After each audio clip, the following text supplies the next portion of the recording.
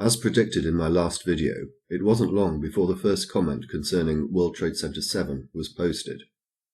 In this video I will deal with some of the lies, distortions and misinformation spread by truthers about the collapse of World Trade Center 7, which I'm just going to call Building 7.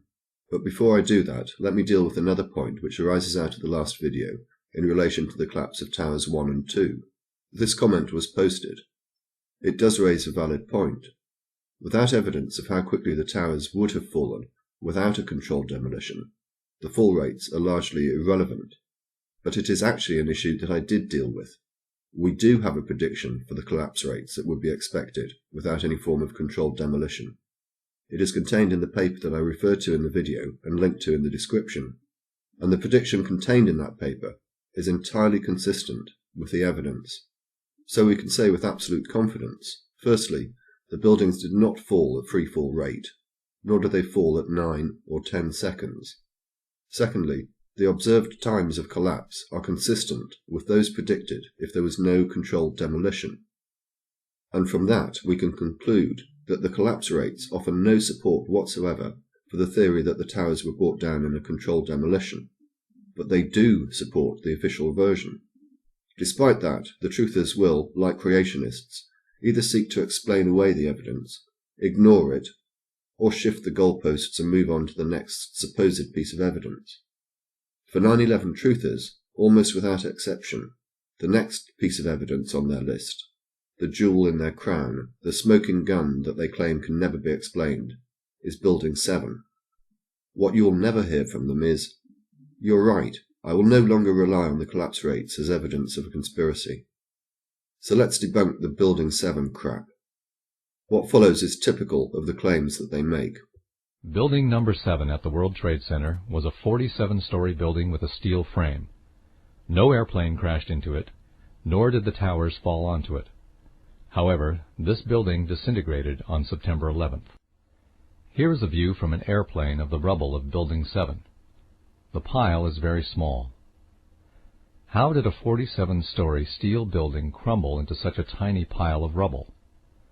The Bush administration wants us to believe that fire caused it to disintegrate. Fires started in Building 7 at around 9 o'clock in the morning, a few moments after the plane crashed into the South Tower. These fires burned slowly all day. This photo shows the fires at 3 p.m.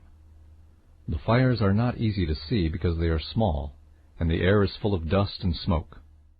There are flames coming from only a few of the thousands of windows of this large building. Most floors do not have fires, and those that do are burning in a few small areas only. Compared to other office fires, these are small. Why didn't the sprinkler system extinguish them? This photograph shows the rear of Building 7. This side of the building doesn't have many fires either.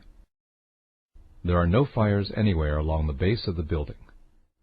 Despite the fact that the fires in Building 7 were so small that the sprinkler system should have extinguished them, at about 5:30 in the evening, the building suddenly imploded and crumbled into a pile of rubble. How did a few small fires cause Building 7 to collapse?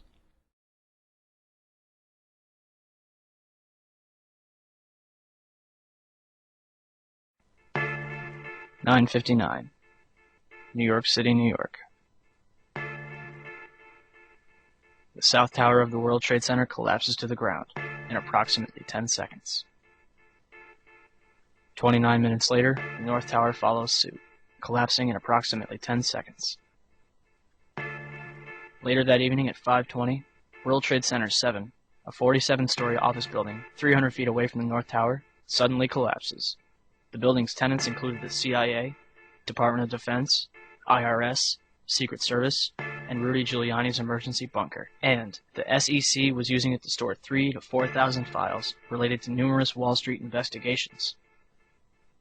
Although every single building surrounding Building 7 and the Twin Towers remained standing, Building 7 fell straight down into a convenient little pile in 6 seconds.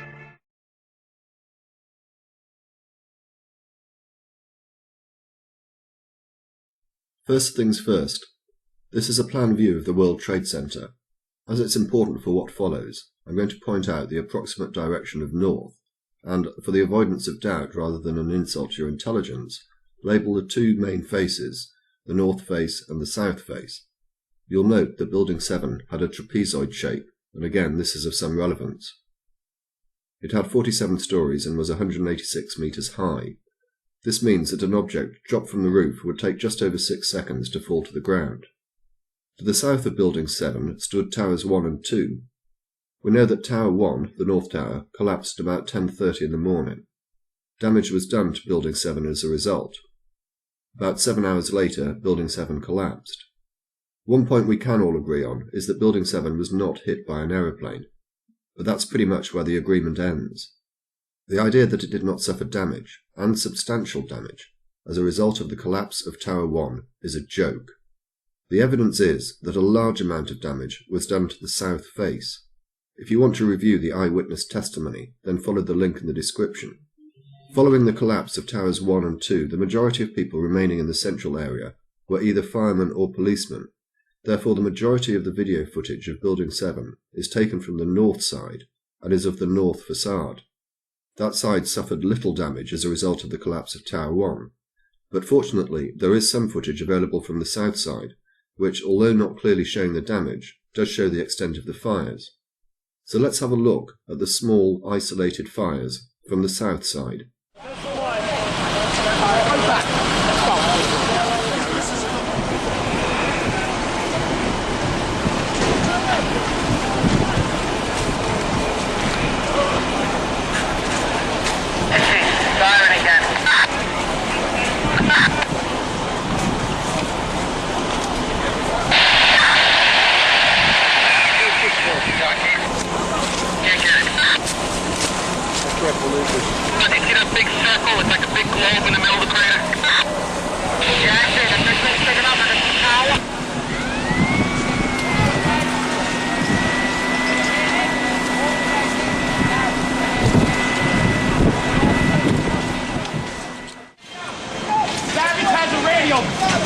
He's been down here already.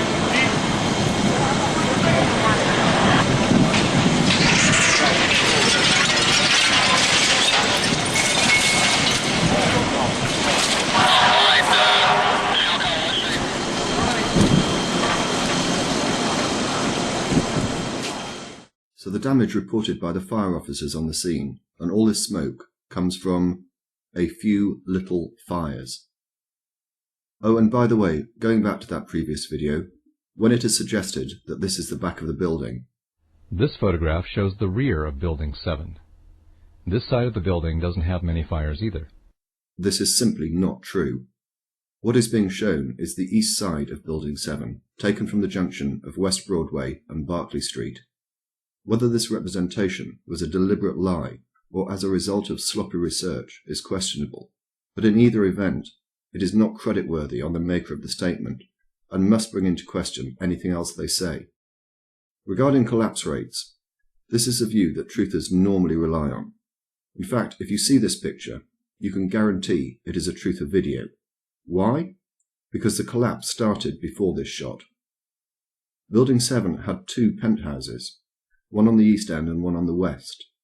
On this image, the east penthouse has already collapsed. We know this for sure, because if you start this video clip at the beginning, you can see it collapse. What it shows, if you look at the upper left corner of the building, it shows a progressive collapse beginning on the east penthouse, and then subsequently it travels along to the west penthouses and then to the whole building, which collapses down eventually out of view. So let's just take a timing of the overall collapse time. That building number 7 was going to collapse. That appears to be what has happened now. I don't know exactly how many stories the building is, Dan, but standing at the base of it, watching it burn about an hour. The reason that I've stopped the video there is this. What you have seen so far is the collapse of only part of the building. In fact, apart from some of the rear of Building 7 and the east penthouse, only 18 out of 47 floors have collapsed, and we are already up to 11 seconds. There are a further 29 floors to go. How can anyone suggest that the entire building collapsed? In 6 seconds. It's staggering. But what is more bewildering to me is that people still actually believe, without question, everything loose change and others spoon feed them. So to all you 9/11 conspiracy theorists who may be watching, do you still maintain that towers 1 and 2 fell at freefall speed? Do you still maintain that their collapse rate is evidence of a controlled demolition? Do you still maintain that little damage was done to Building 7? Do you still believe that there are only a few small fires in Building 7? Do you still maintain that Building 7 collapsed in 6 seconds? If you do not still believe these things, then do you also think that you should question other things that you have previously heard and accepted about 9/11? And if you do still believe any of these things, do you think that you may have a predisposition to embrace conspiracy theories and ignore reality?